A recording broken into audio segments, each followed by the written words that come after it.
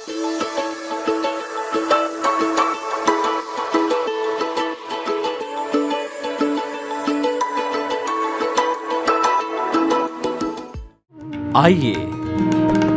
सुनिए, देखिए, समझिए सनातन सत्य। जैसी दृष्टि वैसी सृष्टि, दृष्टि विज्ञान। कुदरत, कुदरती रचना एवं कुदरत के कानून से शाश्वत सुख की प्राप्ति। जोधपुर के परम पूज्य महात्मा उपासक प्रोफेसर डॉक्टर सोहन राज तातेड़ के निर्देशन में सनातन सत्य। जैसी दृष्टि वैसी सृष्टि, दृष्टि विज्ञान।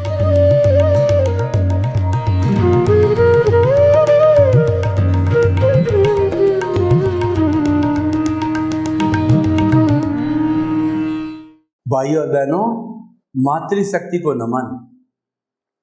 आज का हमारा अति उत्तम विषय आर्ट ऑफ विजन और समस्या समाधान। देखिए, आर्ट ऑफ द विजन कार्यक्रम हमारे सनातन सत्य कार्यक्रम पर आधारित है और आर्ट ऑफ द विजन का अर्थ होता है दृष्टि विज्ञान, यानी कि हम दृष्टि को बदलते हैं। दृष्टि क्या होती है वो हम आपको समझाना चाहते हैं कि एक त्रिवेणी है, दृश्य, दृष्टा और दृष्टि। त्रिवेणी का जब हम उपयोग करते हैं उससे निष्कर्ष निकलता है।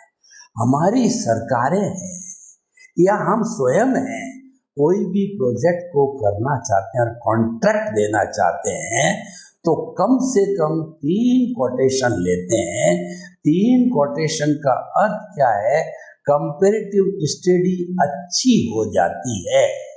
इसीलिए त्रिवेणी से निष्कर्ष निकलता है, जैसे चिंतन, मनन, निध्यासन, सत्यम शिवम सुंदरम, ध्येय, धाता, ध्यान, हे गे उपादे, ब्रह्मा विष्णु महेश और गंगा जमुना सरस्वती। इसी तरीके से दृश्य, दृष्टा और दृष्टि। हम खुली आंखों से जो बाहर की वस्तुएं देखते हैं, पहाड़ है, नदी है, नाले है, घर है, सड़क है, ट्रेन है, ये जो देखते हैं ये सारा जो है दृश्य कहलाता है, जो खुली आंख से दिखाई देता है। और जितनी दूर तक दिखाई देता है, दूरबीन से देखते हैं तो लंबी दूरी तक दिखाई देता है। पावरफुल दूरबीन हो तो उससे और लंबी दूरी से दिखाई देता है। तो ये सारा दृश्य है। परंतु मैं आपसे प्रश्न पूछना चाहता हूँ, क्या अंधा दृश्य देख सकता है? नहीं देख सकता। सूरदास नहीं देख सकता क्योंकि उसका रेटिना फूटा हुआ है, उसमें दृष्टि नहीं है। जिसमें दृष्टि नहीं है वह आंख दृश्य नहीं देख सकती। जन्मांध लोग दृश्य नहीं देख सकते और जिन लोगों की दृष्टि अच्छी होती है वो दृश्य देखते।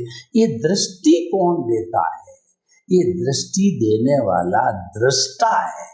वो दृष्टा हमारे भीतर विराजमान शुद्ध आत्मा परम पिता परमेश्वर है। अभी हम शुद्ध हुए नहीं हैं, हमारा लक्ष्य शुद्ध होना है।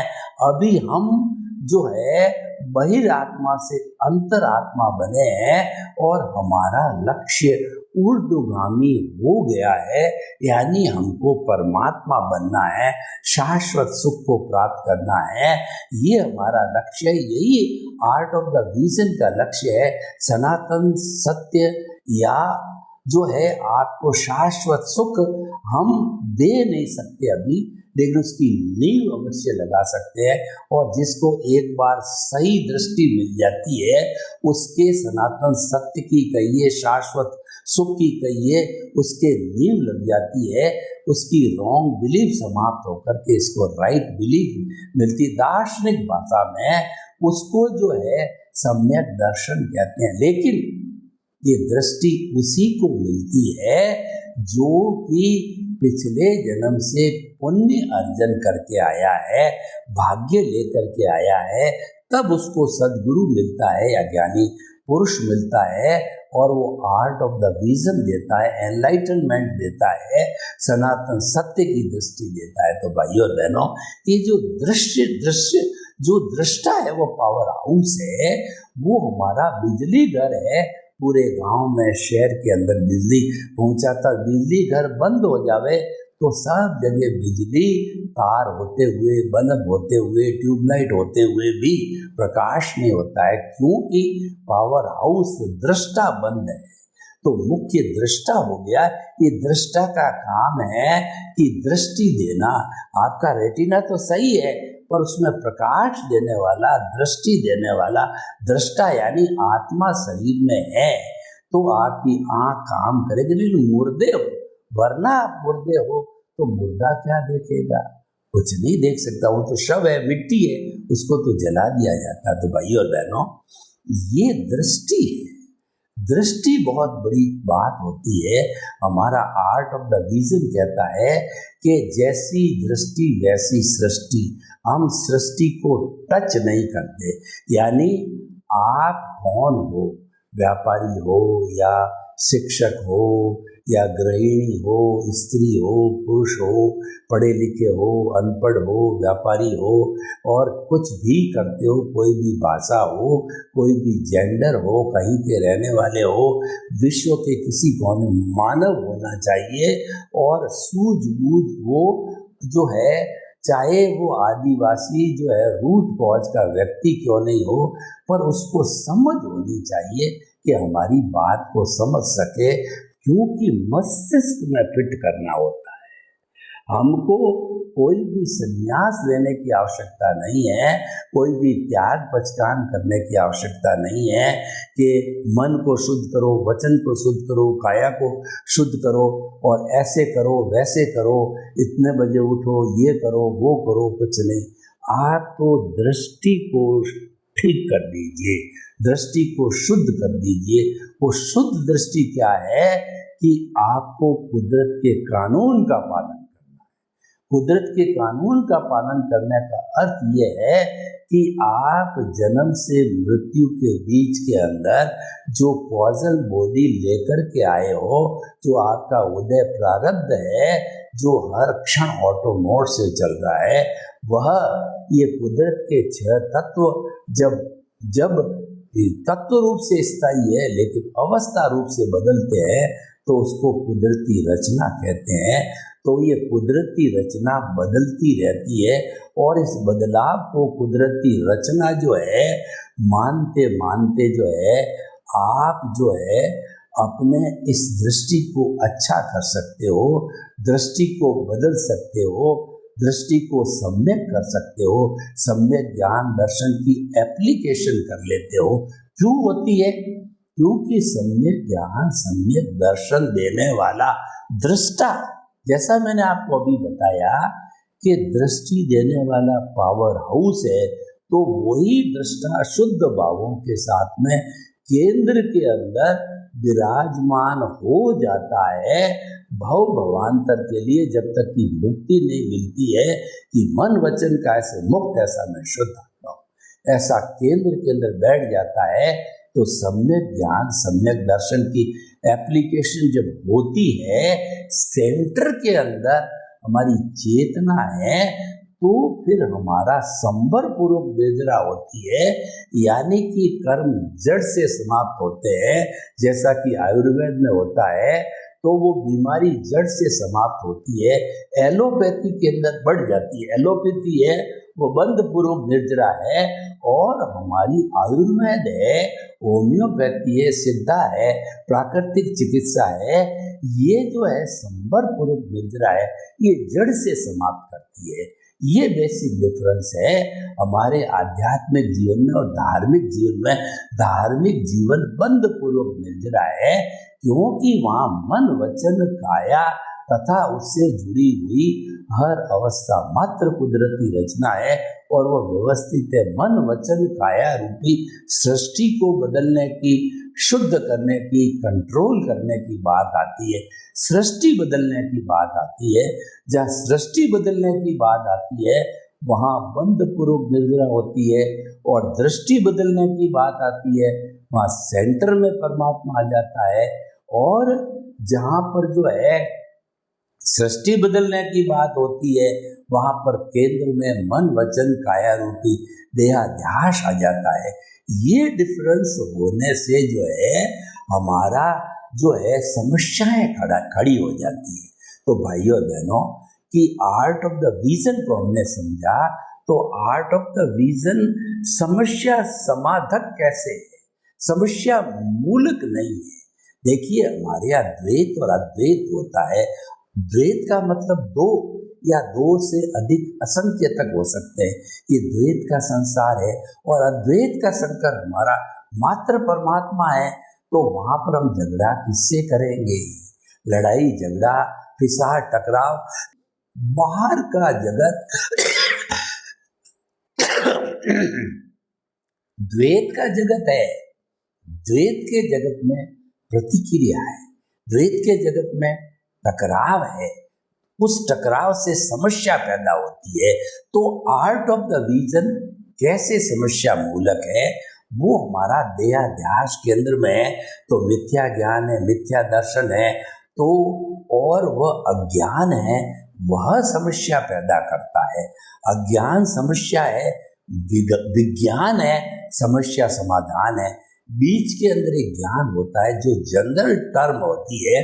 ज्ञान के बिना हम न तो विज्ञान तक जा सकते हैं न हम अज्ञान तक जा सकते हैं। देखिए जो समाज के एथिक्स है, जो समाज के नियम है, जो धार्मिक नियम है कि अच्छाई का अनुसरण करना वह ज्ञान है, और अच्छाई का अनुसरण नहीं करना है वह अज्ञान है। और अच्छाई के जो अच्छाई बुराई दोनों को समाप्त कर देने के शुद्ध हो जाना है वो विज्ञान है। वह अज्ञान का संपूर्ण नाश है, वो शाश्वत सुख है, वो केवल दर्शन केवल ज्ञान की प्राप्ति है।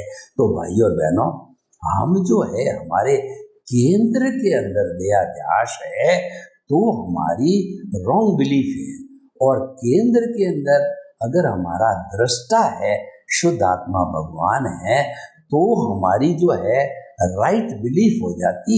ये बेसिक डिफरेंस है। देखिए सज्जन और दुर्जन की परीक्षा करनी हो तो कैसे करेंगे? सज्जन व्यक्ति को आपने गाली दे दी तो वो चुप रहेगा, उस गाली को लौटा देगा, आपको वो बोलेगा नहीं।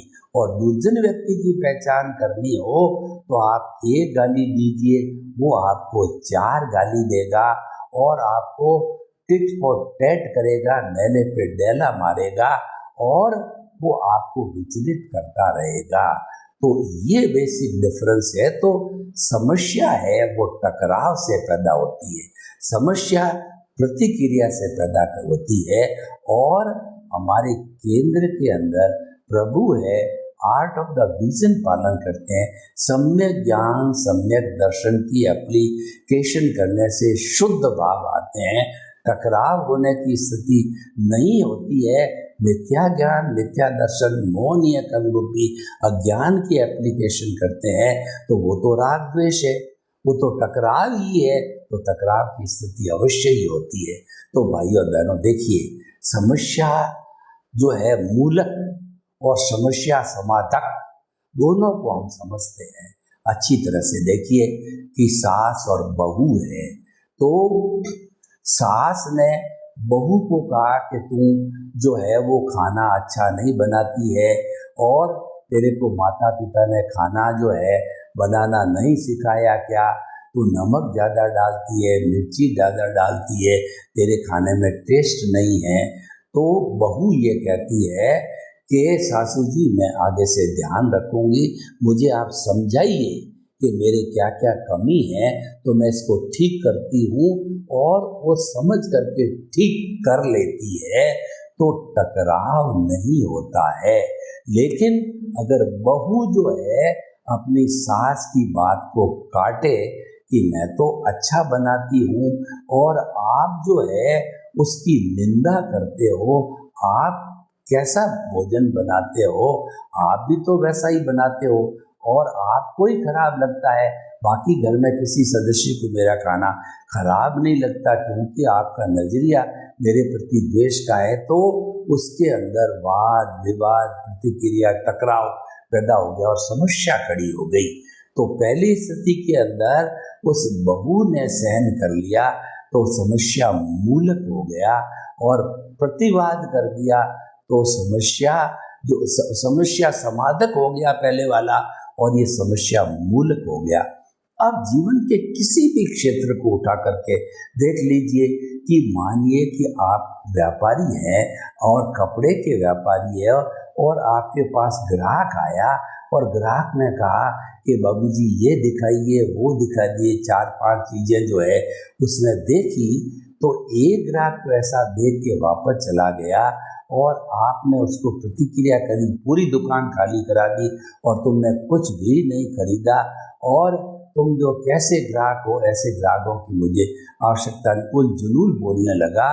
तो उसने ग्राहक ने जाकर के गांव में निंदा कर दी। तो वो बदमाश व्यापारी है, उसके यहाँ व्यापारी आना बंद हो गया। अब थोड़े समय के बाद उसने अपना नजरिया बदला। उसने पहले तो समस्या मूलक बन गया था, अब उसने समस्या समाधक बनता है। उसने सोचा कि मेरे ग्राहक क्यों नहीं आ रहे दुकान पे। उसने कहीं न कहीं मेरी गलती है, अपने दोष देखने चालू किया, दूसरे को दोषी नहीं देखा। बुरा जो देखन मैं चला, बुरा न मिलिया कोई, जो दिल खोजा आपना, मुझसे बुरा न कोई।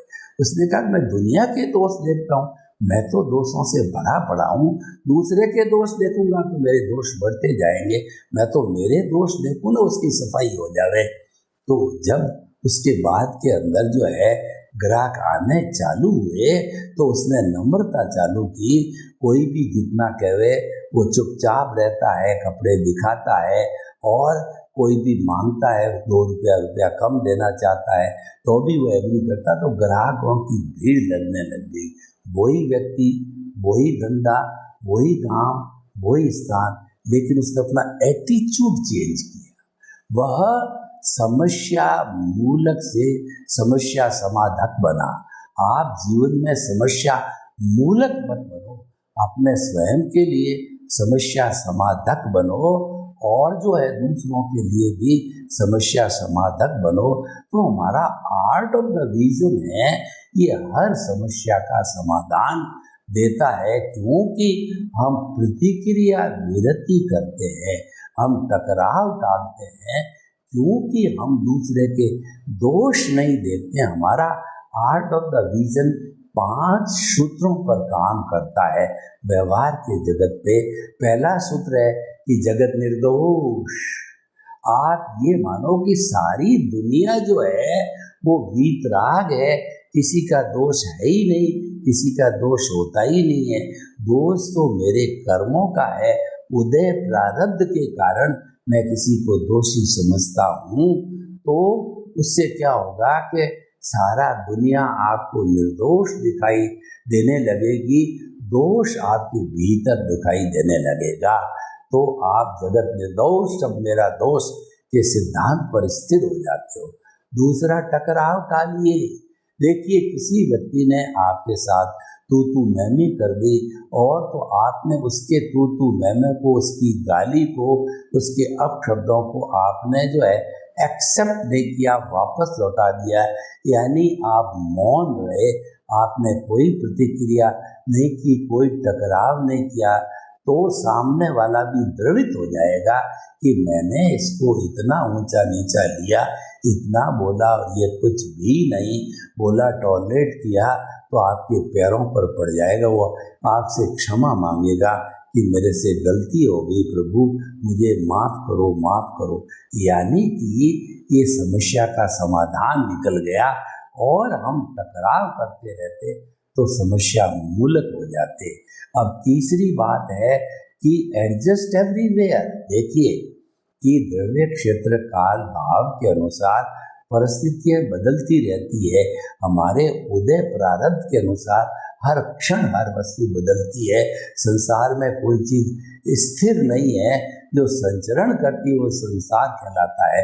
कभी सुख आता है, कभी दुख आता है, कभी धूप आती है, कभी छांव आता है, कभी जो ठंड होती है, कभी गर्मी होती है। ये बदलाव आता रहता है। तो उस बदलाव में हम अपने आप को एडजस्ट कर देते हैं कि सर्दी में गर्म कपड़े पहन लेते हैं, गर्मी के अंदर हम जो है सूत के कपड़े या जो पहनते हैं कपड़े कम पहनते हैं, तो हमारे को गर्मी नहीं लगती। यानी हमने थोड़े में ज़्यादा के अंदर, और खाना कभी ठंडा मिला, कभी गर्म मिला, कभी एसी मिला तो ठीक, कभी जो है पंखा मिला तो ठीक, कभी पावर चली गई तो ठीक। हर परिस्थिति में आपने एडजस्ट किया। तो एडजस्ट एवरीवेयर होते होते आप समस्या समाधक बन जाओगे। और आप एडजस्ट नहीं हुए, आप तो सामने वाले को गाली देना चालू कर दो। कैसी दुकान है, पंखा नहीं चलता, एसी नहीं चलता, दुकान लगा के बैठे हो और जो हर एक को दोष देना चालू कर दिया, तो आप समस्या मूलक बन जाते हो। Adjust everywhere. और चौथा, व्यवहार जगत का सूत्र है कि भुगते उसकी भूल। यानी कि आज मैं तकलीफ भुगत रहा हूँ, आज मेरे को कोई गाली दे रहा है, आज मेरे को कोई नुकसान दे रहा है, आज मेरे साथ गलत व्यवहार कर रहा है, तो ये गलती सामने वाले की नहीं है, ये गलती मेरी है, ये गलती भुगतने वाले की है, भुगताने वाले की नहीं है। यानी कि हम जो है दूसरे को दोषी नहीं दे करके खुद को दोषी देखने लग जाएंगे, तो हम समस्या समाधक खुद के लिए बन जाएंगे, परिवार के लिए, समाज के लिए, सबके लिए हम समस्या समाधक बन जाएंगे।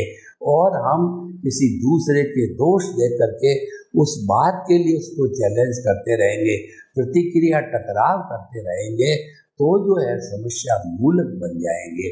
तो इस तरीके से जो है ये हमारा आर्ट ऑफ द विजन है, ये समस्त समस्याओं का समाधान देता है।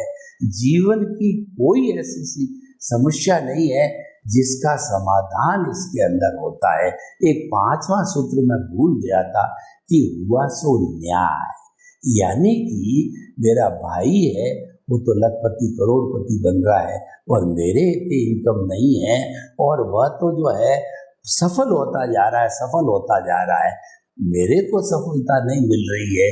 और उसके साथ साथ में पड़ोसी का 5 मंजिला मकान बन गया, मेरे 1 मंजिला ही है, मेरी दुकान कम चलती है, पड़ोस की दुकान बहुत ज़्यादा चलती।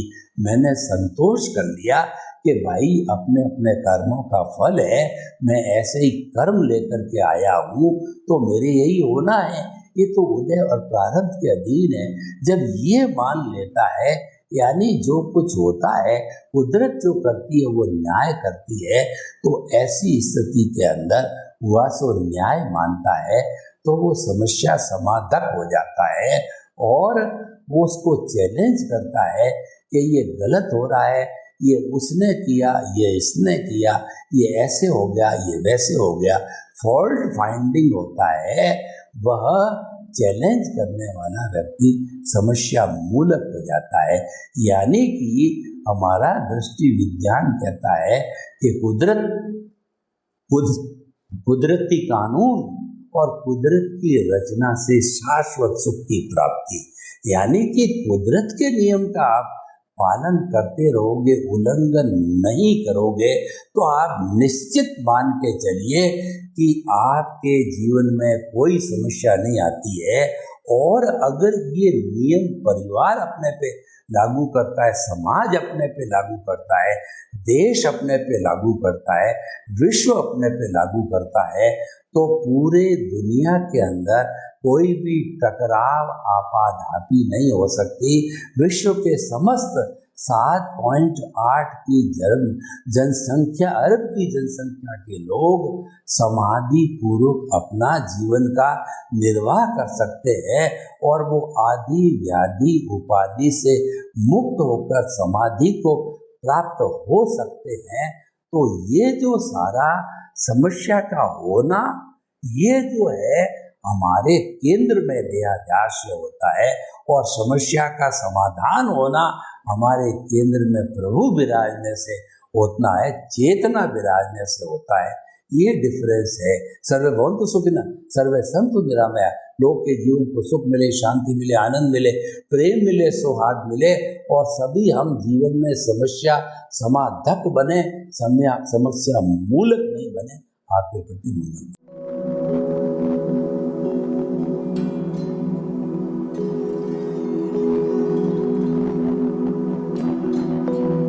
एक ऐसा अंतर्राष्ट्रीय ख्याति प्राप्त मानव जो गुरु प्रेरणा से पिछले 20 वर्षों से वानप्रस्थ जीवन जीते हुए 24 घंटे मानवता की सेवा में संलग्न है। एक ऐसा मानव जो अभी राष्ट्रीय, अंतर्राष्ट्रीय टीवी चैनलों पर 7,500 एपिसोड के माध्यम से सनातन सत्य, आत्मविज्ञान एवं पुनरुत्थान, व्यवहार एवं निश्चय जगत के जीवनोपयोगी विषयों पर हृदय स्पर्शी प्रवचन कर चुका है। उस मानव का नाम है महात्मा उपासक प्रोफेसर डॉक्टर सोहन राज तातेड़। प्रोफेसर तातेड़ द्वारा योग, दर्शन, शिक्षा विषयों पर रचित पीएचडी स्तर के 250 शोध ग्रंथ भारत के 100 प्रतिष्ठित विश्वविद्यालयों में शोधार्थी पढ़ रहे हैं, तथा वे सभी शोध ग्रंथ वहां की सेंट्रल लाइब्रेरियों में उपलब्ध हैं। महात्मा सोहन राज ने अभी तक हजारों स्कूलों, कॉलेजों, विश्वविद्यालयों एवं संस्थाओं में सेमिनार, वर्कशॉप, कैंप लगाकर लाखों विद्यार्थियों को योग, दर्शन, शिक्षा का प्रशिक्षण देकर उन्हें सुसंस्कारित किया। डॉक्टर तातेड़ ने भारतीय संस्कृति उत्थान के 4000 से अधिक समसामयिक विषयों पर आर्टिकल लिखकर ऑनलाइन जर्नल, पत्रिकाओं, वेबसाइट्स पर प्रकाशित किया, जिसका उपयोग लाखों पाठक कर रहे हैं। उपासक तातेड़ के 5000 से अधिक आज का सुविचार, आज का शुभ संदेश, आज का मंगल भावना योग आदि चिंतन websites, Twitter, blogger, Facebook, YouTube माध्यमों से लाखों लोग अपना जीवन निर्माण कर रहे हैं। मानवता के मसीहा ऐसे महामानव महात्मा सोहन राज तातेड़ के प्रोफाइल को अभी तक विश्व के 20 लाख दर्शक यूट्यूब पर, 12 लाख गूगल पर एवं लाखों दर्शक फेसबुक, ब्लॉगर, ट्विटर और इंस्टाग्राम पर देख चुके हैं।